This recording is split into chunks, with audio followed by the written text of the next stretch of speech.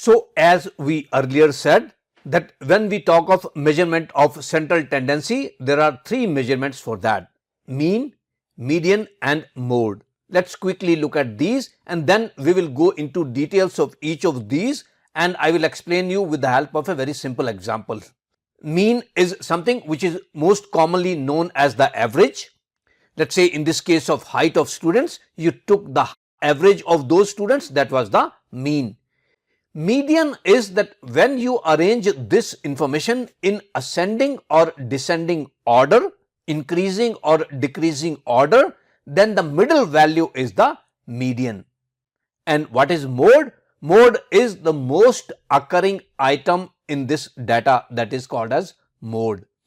Now with this basic understanding, let's move on to the next video and look at an example of mean. How do we calculate mean? What is the advantage and disadvantage of calculating mean? Let's look at that in the next video.